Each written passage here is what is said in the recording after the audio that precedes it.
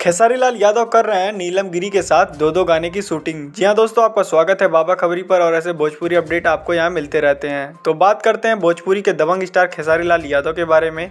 जी हाँ, वो नीलम गिरी के साथ एक नहीं बल्कि दो गाने की शूटिंग कर रहे हैं।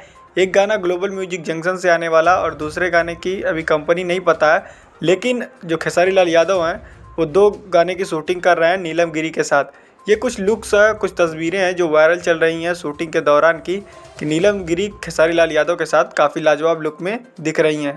मैं आपको बता दूं, खेसारी लाल यादव काफ़ी मेहनत कर रहे हैं और काफ़ी लाजवाब सॉन्ग नीलम गिरी के साथ लेकर आने वाले हैं। वैसे भी आपको पता है, खेसारी लाल यादव जब प्रोजेक्ट लाते हैं तो काफ़ी लाजवाब और धमाकेदार होता है और काफ़ी बेस्ट होता है। और खेसारी लाल यादव नीलम गिरी के साथ अच्छे भी लगते हैं क्योंकि उनकी दोनों की हाइट जो है वो परफेक्ट मैच करती है। और नीलम गिरी काफ़ी अच्छी एक्ट्रेस है, हीरोइन है, जो कि भोजपुरी इंडस्ट्री में काफ़ी लंबे टाइम से काम कर रही हैं।